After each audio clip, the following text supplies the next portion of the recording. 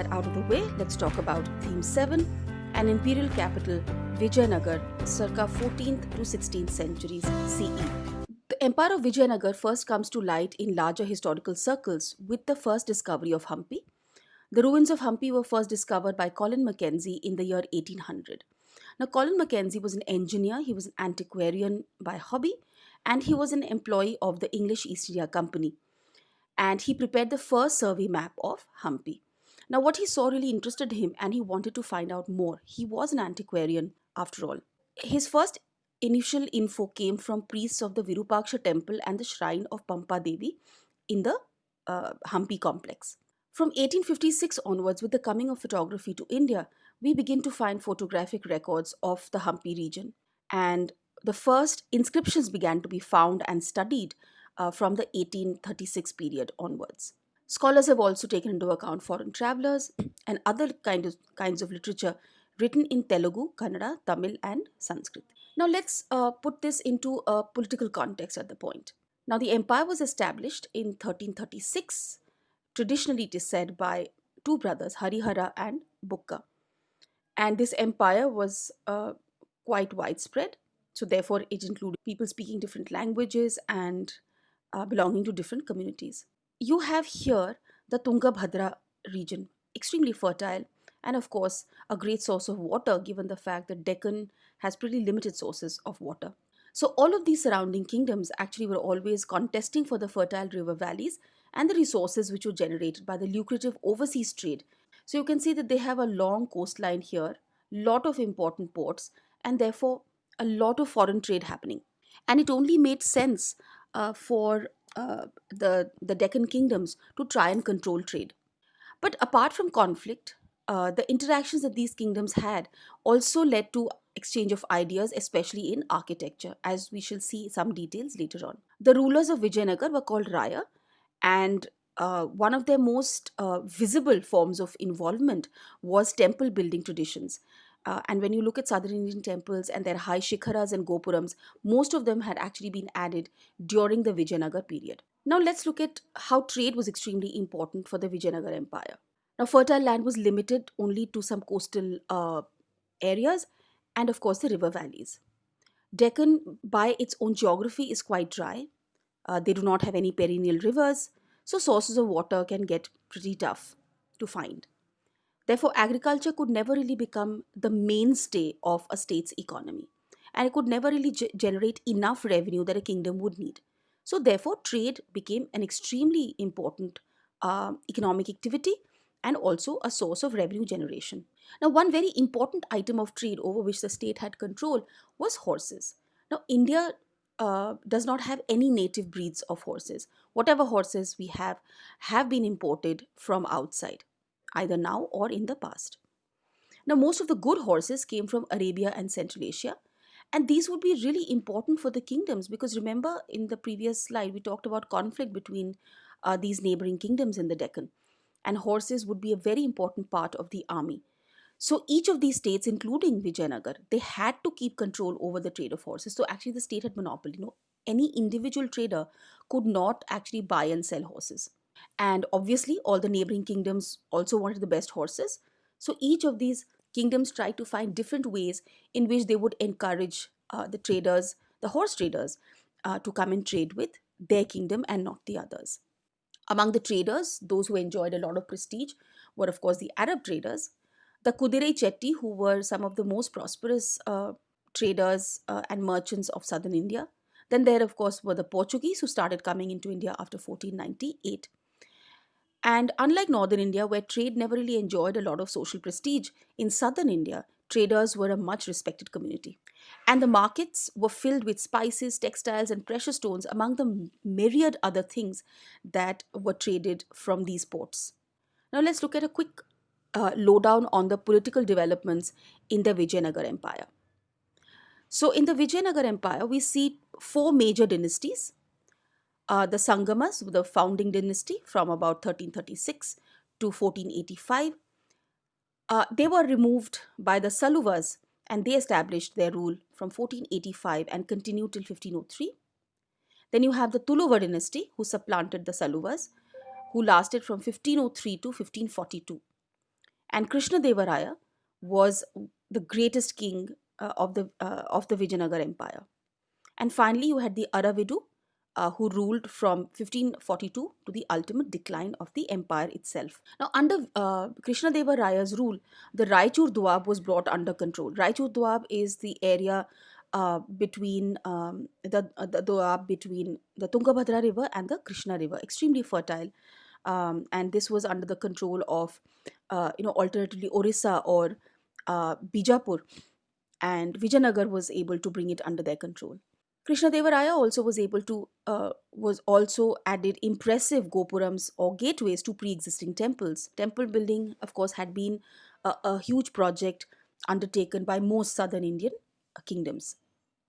He also established Nagalapuram, which was named after his brother at the outs. I'm sorry, this was named after his mother. I will make the change before I post the link. At the outskirts of the capital of Vijayanagar. Um, then, of course, the kingdom began to face strain after his death. We have records of a large number of rebellions with the Nayakas. Then there was the alliance of the sultanates against Vijayanagar, and ultimately in 1565, the Battle of Talikota was fought, where Ramaraya, who was the prime minister of the Vijayanagar kingdom, was defeated by the Sultanate alliance. Vijayanagar, of course, was sacked as part of this war, and after a few years, the capital was completely abandoned. This marked the beginning of the decline of the Vijayanagar Empire.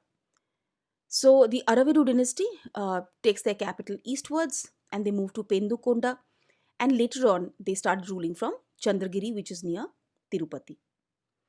Now let's look at the foreign policy of Vijayanagar. Now, they have fought a lot of wars with their neighbors, but largely these wars were never religious in nature. Very few times do you have even references to war being fought for religion. Largely, it was conflict for resources. For example, the Raichur Doab. In fact, often the relationship between the sultanates and Vijayanagar was also one of cooperation. For example, Krishna Devaraya supported some claimants to the throne in the sultanates, and the title establisher of the Yavana kingdom was given to him. In fact, there was also a time when the Sultan of Bijapur resolved the succession disputes in Vijayanagar after the death of Krishna Deva Raya. Now, who were these Rayas and the Nayakas? The Rayas, of course, were the rulers of Vijayanagar, and the Nayakas were the military chiefs under the Rayas. Now, they had a very hot and cold kind of a relationship. Um, the Nayakas would control forts and they would have their own armies and supporters. They moved from place to place, often along with peasants, looking for fertile lands on which to settle in. The Nayakas spoke either Telugu or Kannada, and though they did submit to the Rayas, but often when the Rayas were weak, the Nayakas could rebel as well. In fact, when you look at the succession of dynasties in the Vijayanagar area, many of the newer dynasties were actually Nayakas of the previous dynasties. Now, let's look at the Amaranayaka system. It was a major political innovation that we see in Vijayanagar, most likely derived from the Ikta system of the Delhi Sultanate. So, what did the Raya do? He gave these military commanders or the Nayakas some territories to govern. The Nayakas were allowed to collect taxes and revenue from the peasants and traders, and they retained part of these collections for their own expenses. The Nayakas were also required to maintain their own contingents, including horses and elephants, which were to be provided when the Raya went to war.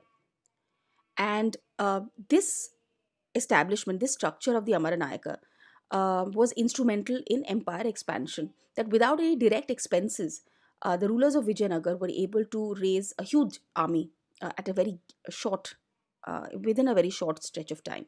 The Nayakas were also expected to maintain irrigation tanks and temples which lay within their territories. They were required to send an annual tribute and make a personal appearance in the royal court, and they were expected to give gifts to the king to show loyalty. Now, if the center became weak, the Amarnayaka would rebel and often set up independent kingdoms. Now, let's start looking at the archaeological evidence that we have from Hampi. Now, this is a rough layout of the Hampi region. The first very important thing that we need to talk about is water resources. Vijayanagar was always short on water. So they had to find different methods of bringing water into the city. So obviously we have the Tungabhadra river flowing north of the capital, and this was the main source of water. But again, these are not perennial rivers, so summer months can be pretty tough. So, what the kings began to do is, since the Vijaynagar capital region was also ringed by a lot of granite hills, during the rainy season, you would have a lot of these streams which would come up. So, what they did was they dug a bit and they would use these seasonal streams to act as feeders to various tanks. Now, this you can see is the Kamalapura tank. It's actually a huge tank which exists even today. This was built by the kings, and or the water from the surrounding hills were actually redirected towards Kamalapura. It still works that way. Now, how do you get the water from here into the urban and the royal centers? So, you used aqueducts, right? So, you have got these pillars and you have this channel resting on that, all built of stone masonry. So, they would be organized at a descending height, and they would bring in water into the royal center and the urban core. The Hiria Canal was built by the Sangama kings, and this also brought in water from the Tungabhadra river into the farms which were placed right within the city. Let's look at the fortifications. Now, Abdul Razak was a Persian ambassador who spent some time in the Deccan, and he reports that there were 7 lines of fortifications. And he says that between the first, second, and third walls, he means the outer walls, there are cultivated fields, gardens, and houses. This fact is corroborated by the Portuguese traveler Domingo Paes as well. And he says that these encircled not only the town but also farmlands and forest. The granite hills which surround the capital were also part of the fortification. So they kind of, use the walls as natural fortification. And if there was a gap between two hills, that is where they would raise their walls. The walls were all masonry constructions with walls tapering at the top. So they were thicker at the bottom and narrower at the top. It serves two functions. One, it creates an optical illusion of height. So the walls appear higher than they actually are. And second, the base of the wall where the enemy would first come and hit was very wide. So it was very difficult to breach the walls at the lower levels as well. Now, when we've studied the walls further, we found that there was no mortar or cementing agent used in the building of these walls. These walls are rubble packed. So there are 2 layers of construction, and between the 2 layers of the stones, you have packed them with earth and rubble, which actually makes a wall much stronger. And they have outward projecting bastions, which could be square or rectangular in shape. The first line of fortifications, as far as the archaeologists have studied, they were around farms. So we found archaeological evidence of farms as well. The second line was found around the inner urban complex. The third line was around the royal center, and each major structure had its own walls as well. So, intense fortification is one of the main features of the Vijayanagar, of the city of Vijayanagar or Hampi. Now, the question is, why would there be fields within forts? I mean, wouldn't that be a very expensive thing? I mean, how large your, uh, you know, what a lot of fortifications you would have had to build. Now, when we look at the goal of medieval sieges, it was to starve the defenders into submission. That how long will those sitting inside the fort really last out? I mean, they will ultimately run out of food. Sieges could last months or years, but rulers tried to be prepared by constructing huge granaries and keeping them well stocked. But if you don't have a ready supply or a continuous supply of food coming in, they will eventually run out. But if you put fields within the fortifications, you can, in theory, have an endless supply of food, and the siege can last for as long as you want. Let's come to roads.